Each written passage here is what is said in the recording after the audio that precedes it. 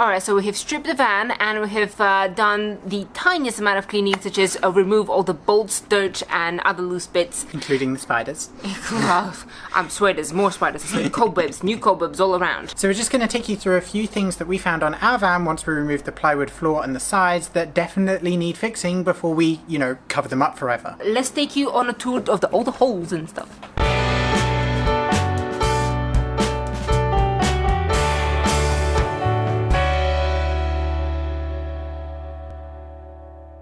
Before we get into it, we just want to give a huge thank you to our patrons who have been so amazing and are actually supporting our work and this project, and it's incredible to have them in our community. So if you want to join and be part of our van life freedom strider community, then go check out our Patreon, which is below in the description and around the place.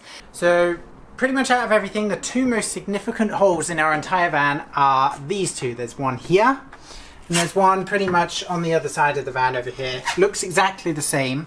I have no idea what they're for or why they're here. They're rusty all around here, and that actually goes all the way through to the chassis of the van. We have to fix it, and we have to somehow fill it as well. Now, when you remove the plywood, you know, sidings of your van, you will notice that some very clever people have decided to just nail it in straight to the metalwork. This is usually what it ends up looking like once you unscrew and remove the plywood.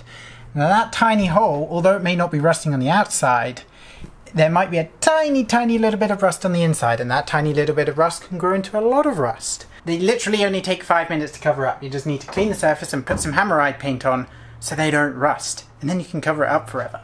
Although actually, if you come to, let's say this one, see if you see this one actually is scratchy and it's been basically flaring. This one will take more sanding. One, it will probably catch on your insulation and other stuff, and it might cause problems.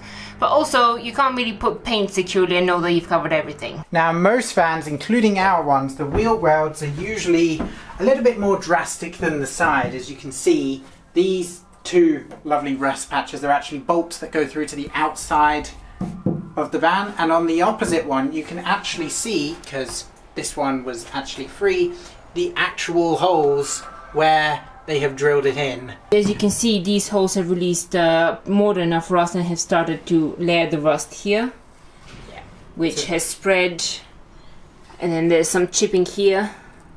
Yeah. So those little sort of things we need to touch up so they don't actually spread and cause havoc behind the walls where we'll be too late to catch them. Yeah, basically a lot of this preparation is preventing rust from spreading, because when you cover up all the walls, you will never be able to see it on the inside or the outside until it's too late. Another big weak point of especially crafters and sprinters, but pretty much all vans, there's a plastic strip on the outside, and when the water, you know, runs down the van, it gets caught between the plastic and the metal, comes through the bolts, because these are just plastic clips, through the plastic clips, and comes and seeps into this nice channel where there is nowhere for the water to go apart from to cause rust. Current plan to fix this, what we're going to have to do is going to have to take this plastic strip off and then basically clean all the inside so there's no rust or gunk in there, and then when we put the plastic clips back in, we're going to have to silicone around them so no water can get in through that gap. But if it can't get through the holes, then it can't go inside and rust the van. Now, one of the biggest things that we might need to fix here is this. So someone very intelligent drilled two holes too close to each other here, and obviously caused this crack. Now, the thing about building your house in this place is that is actually one of your supporting pillars. So we cannot drill a hole here or here, because we risk there being a hairline crack from here all the way up to where we drill it. So somehow we're going to have to fix this for it to be structurally sound. We can't just fill it with some plastic or gunk or goo. We actually have to physically fix this, either put some sort of metal patch and weld it on, or somehow fill this gap in with a weld. Don't really know yet how we're going to fix it, but it definitely needs to be fixed, otherwise we can't nail anything to it. I would say potentially any sort of loading scratches like this should be at least painted over, maybe sand them a little bit and then paint them over just to secure the rust issue. Our van doesn't really have this issue, but I'll try and explain what I mean. So with the ribs are very important because they're also another structural feature.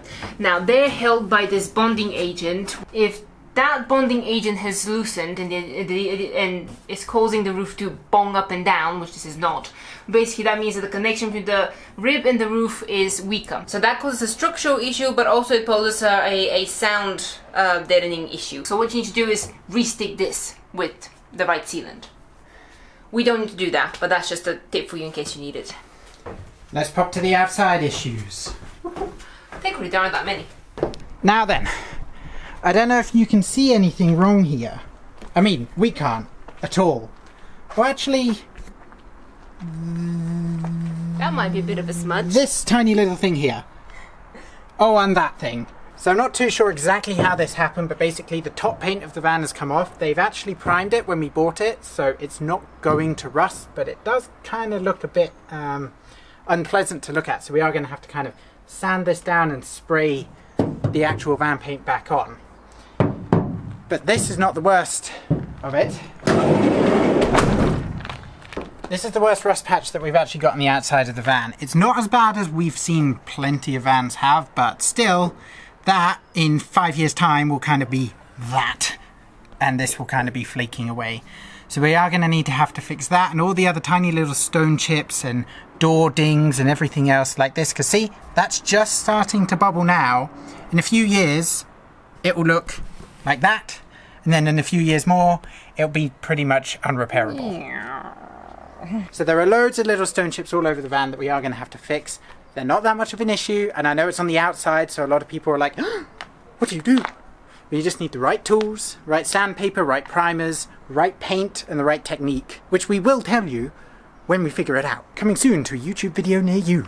And the final thing that we have noticed on our van after we bought it is the fact that it has windscreen chips, which I can't quite reach. So there are actually 3 windscreen chips. That's 4. The biggest one. 4? Yeah. Okay, there are 4 windscreen chips. That's the biggest one up there. They're not structural. Otherwise there'd be an MOT failure, unless they've happened in the past year, which maybe. And they're not that expensive to fix, although we are planning to DIY fix them ourselves rather than pay, what was it, £75 per chip? Yeah. For them to do. In all honesty, the biggest problem for the windscreen from my point of view is that I can't actually use the camera effectively from the inside the van. Obviously, this is a Vancouver, so we're talking about travel here, and of course you want to take a lot of pictures, but sometimes the best picture is right in front of you, and then there's the windscreen in front of you. What you need in that case is a clean windscreen, especially no chips. So that is my biggest issue with the windscreen. Oh, not the safety issue, that the fact the windscreen could crack more. Well, these are tiny, so you keep telling me that they're actually not dangerous. These problems are not just limited to our van, but your van or vans that you go and look at if you haven't bought one yet might have slightly different problems, but quite often enough, rust will be the #1 problem. Inside and out, there will be places that you'll need to fix rust everywhere.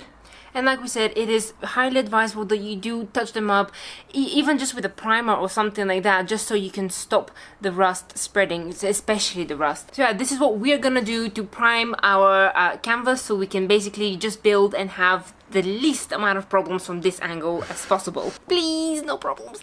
Go to our website for our new merch, join us on Patreon for exclusive discounts and content, and remember to subscribe and hit the bell notification icon so you never miss a video. And go feed your cat! And remember to subscribe so you don't miss any episodes of this van build, because we're so excited and it's gonna be so amazing!